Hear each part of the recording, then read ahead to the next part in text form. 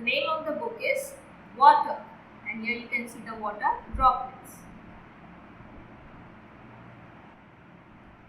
Water in puddles, water in my tea. Water falling from the sky, water in the sea. Boats float on it, bricks sink through it, fish live under it, and we all splash in it. So as you can see, water is important for everyone and everything in this world.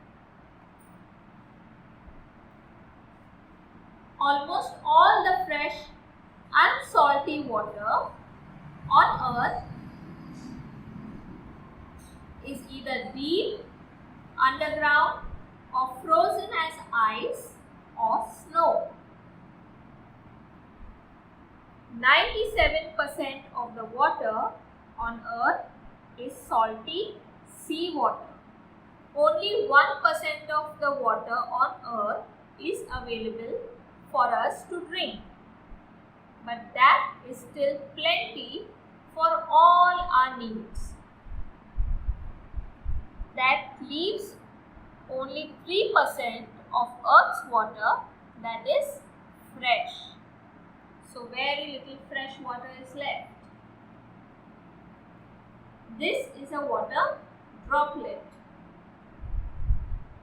I know what water is. Water.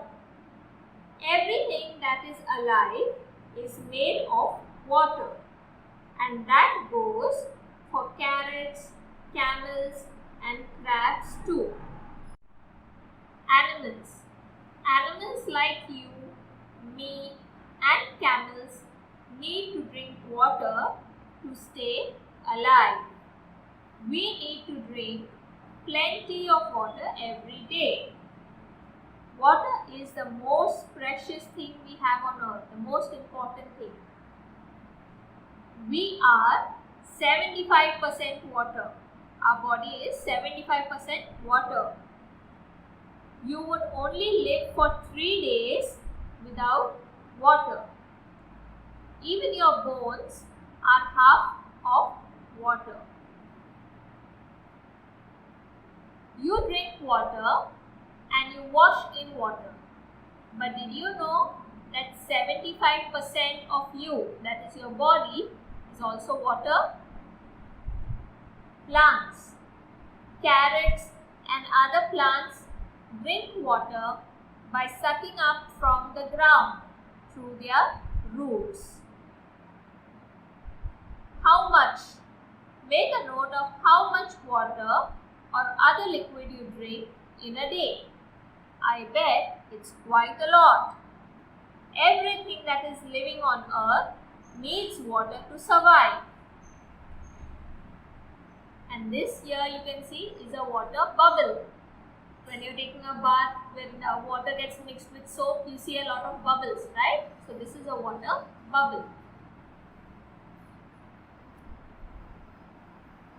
Now this, what you see here, is a picture of the earth. Okay, we also call it as the globe. Now you can see the green parts and the white parts, this green and this little bit of white. All this is land. Okay, this is where we human beings and animals stay. And the rest of it, the blue part, is all water. So much of the land of the earth is water. And a very small part is land. Now who lives inside the water? Let's see. You and I have to hold our breath when we dive inside the water. But some animals like fish can breathe under the water and using special flaps called gills. These are the gills of the fish, and with the help of these gills they can breathe under the water. Now let's see what creatures live under the water. This is a whale. This is a shark. This here is a seahorse. Do you recognize this creature? Yes, it is an octopus. And here is a dolphin. And these are many tiny little fishes. This object is called as a submarine. It is like a ship which can go under the water. And here we have a diver. If we want to go under the water, we have to put all this, we have to put this suit and we have to carry this oxygen mask, and we will have to go under the water. Otherwise, we cannot breathe under the water. When divers go underwater, they have to take big bottles of air on their backs or travel in the submarines. Whales have to swim to the surface to take a breath. These whales, they have to come up to breathe. A watery world. There is more water on the surface of the earth than there is land. 66% is covered in seas and oceans. We can't live underwater. But there are plenty of animals and plants that can live underwater. We saw that, right? Nobody can drink seawater. Why? Because it is salty. It is very salty. We can only drink fresh water.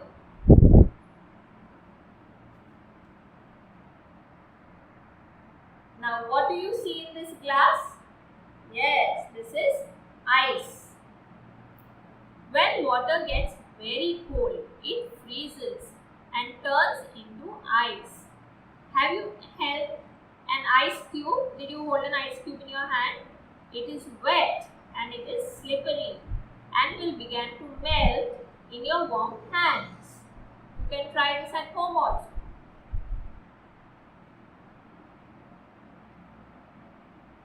So here you can see they have made some ice pops. Ice isn't just for winter. It is a great way to cool down in the summer too. When it is summer, it is very hot. That time we have a lot of ice creams, right?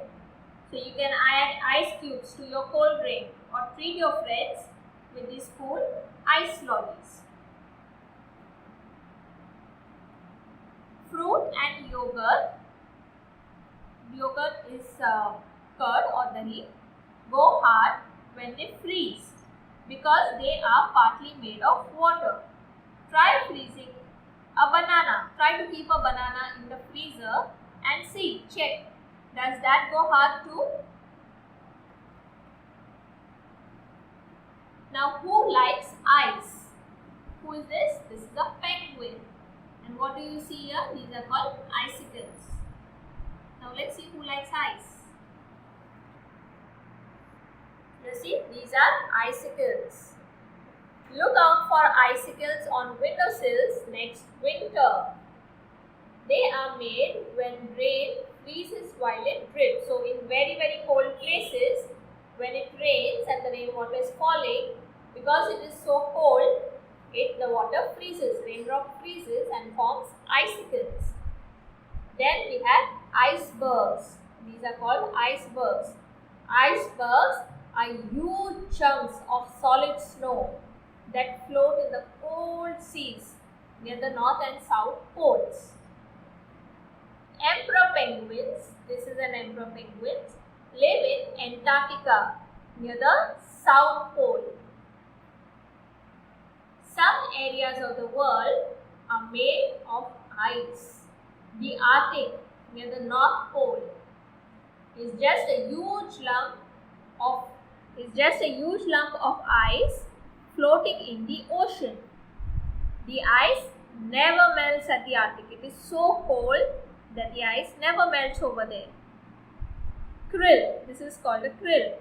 Krill like to live in the cold, dark waters near the bottom of the sea. So you see there are many creatures who like to live in very icy, cold conditions. The sun sucks up water from the ground into the air, and that makes the clouds. Have you ever noticed that puddles vanish when the sun comes out? The water which is collected on the ground, when it becomes sunny, it disappears. Where does that go? It goes to the sky and becomes clouds. Did you know that you drink the same water that the dinosaurs drank millions of years ago? When it rains, what do we do to protect ourselves from the rain? We wear raincoats, we wear a rain hat, we wear gum boots. Rainwater ends up in our taps. It is the water that we drink because it is fresh water. Have you ever stood in a fog? Fog is just a very low cloud. When water falls from the sky, it is called rain. But where does rain come from? Clouds are tiny drops of water that hang in the sky. When the clouds cool down, the water falls as rain.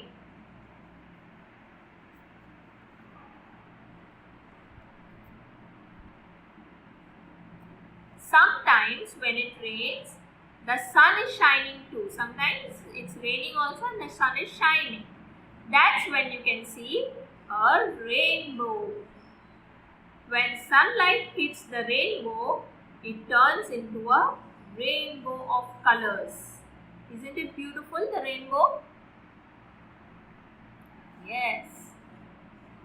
This is a snowflake. These are raindrops and this is a snowflake. And when it is snowing, when there is ice on the ground, it becomes very, very slippery. When it is very cold, rainwater freezes in the air and falls as snow or hail. So in very cold places, the rainwater becomes ice, it falls as snow. Snow and ice are very slippery. So watch out for those on slippery slopes.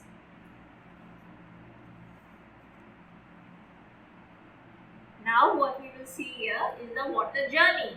You saw from the land how the water goes to the sky, it becomes clouds and falls down as rain. But how do you get that water in your house? Let us see. This is the water journey. When it rains, the water must go somewhere or we would be living in a flood. So where does the water go?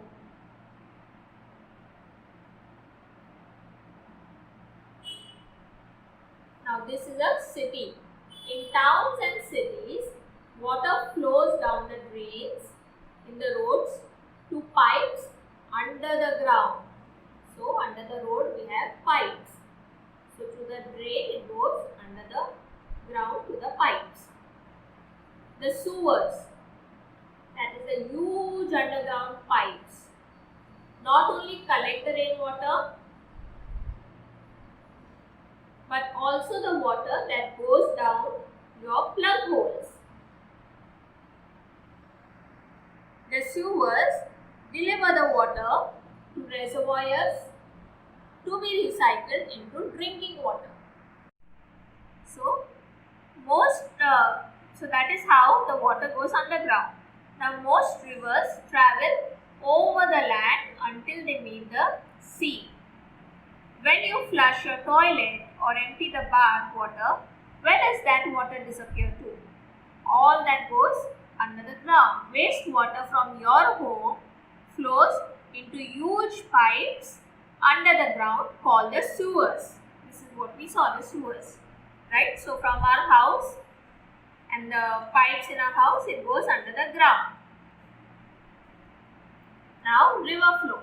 Most rainwater runs down into the ground or ends up in the rivers that flow into the sea. So the rivers join the sea. Then water also goes into the reservoirs.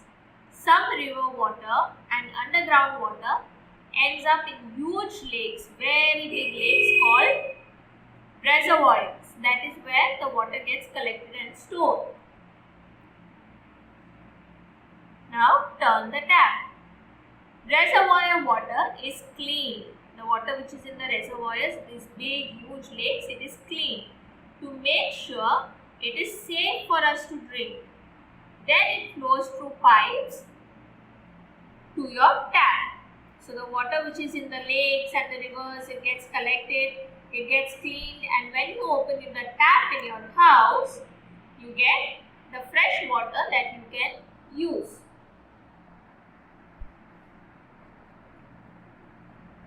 Turn on the tap. Are you feeling thirsty?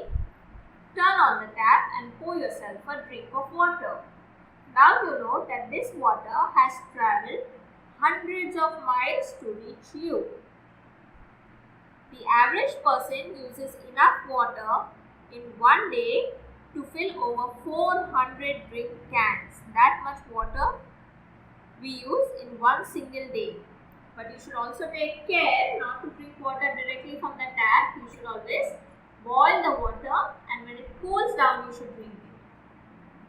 For one whole day, make a note of all the water you use in your home. How much water you are using for drinking, cooking, washing, and you will realize how much water you use. And that includes flushing the toilet and brushing your teeth as well as drinking.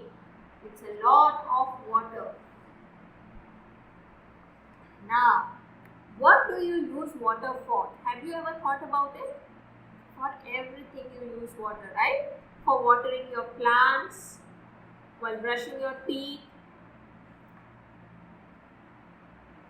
if you have a garden, to give your garden a drink, to water the plants and trees in your garden, washing your clothes, bathing your body for taking a bath, for cooking food, washing up the dishes after you finish your food, and also for flushing the toilet.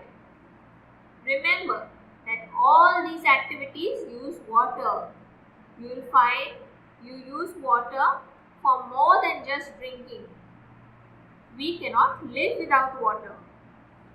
If you leave the tap running, if you leave the tap open when you brush your teeth, you will lose a bucket full, means one full bucket of water.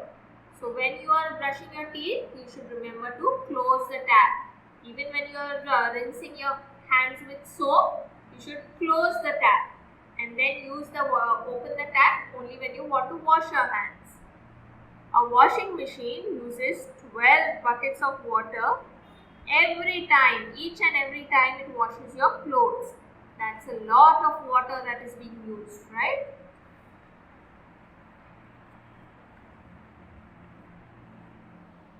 Too much. Although the rain is good, too much of it is dangerous. When a town floods, flood means that lots of water is collected on the roads and everywhere. When a town floods, the rushing water can be strong enough to wash houses away. So even houses can get broken or destroyed in the rains. Vehicles also get washed away during the floods. When a town or city floods, the water often mixes with dirt. So it is not safe to drink or even to use for cooking. So the flood water is very dangerous to use. So sometimes there is too much water. That is dangerous. But then in many parts of the world there is too little water. Imagine waking up and finding you have no taps, you have no water. That's how lots of people live in the world. They have to fetch water in other ways. So many children in the world don't get water in their taps every morning. They have to get up in the morning and they have to walk a lot to fill one bucket of water. Some people have to walk hundreds of miles to fetch water. They have no taps, no hose pipes, and no flushing the toilets. In some countries, people only have one bucket of water to live for a whole day. And how much water do we use in our house? A lot, right? Air is lighter than water. So anything that is full of air will float. It will remain on top of the water. Now swimming. You can see this person is swimming in the water. The more you move your arms and legs in the water, the more you can stay afloat. The more you move your arms and legs in the water, the more you will stay at the top of the swimming pool or on top of the water. Bath time. is weird stuff. We have to learn to swim or we sink. Yet huge boats float on it. Why is that? We can sink in the water, but the boats float on the water. A ping pong ball is full of air. There is nothing inside the ball, it is full of air. So it floats. A boat is also full of air, which helps it to float. A golf ball is heavy. It is not empty inside, it is heavy with no air inside. So it sinks under the water. Even heavy things will float if they are flat enough to cover a large area of water. That's why big boats or ships, they can stay afloat on the water. Have you ever noticed that however many bubbles there are, they are always round. All the bubbles are always round. So what is inside the hull of a boat? This is the hull of a boat. What is inside it? Let's see. It is all air. Now soap bubbles, they are full of air, which is why they sit on top of the water. So you always find bubbles on top of the water. Rubber ducks. Many of us have these rubber duckies at home, right? Rubber ducks are full of air and very light. So they bob on top of your bath water. Now bath clay. Roll a solid clump of clay into a round ball and drop it into a bowl, a sink or a bath full of water. What will happen to that clay? It will sink because the ball is solid clay. There is no room for air. It sinks straight to the bottom. Now if you want to make it swim on top of the water, remove the clay, press it flat and curve the sides up. Give it a shape like a bone. So the air will get collected here. Now if you place this on water, will it float? Yes, since it is flat over here, it will float. Your boat floats because the flat shape spreads its weight over the water surface. And what is inside this? It is air. That's the end of the book. I hope you enjoyed this book.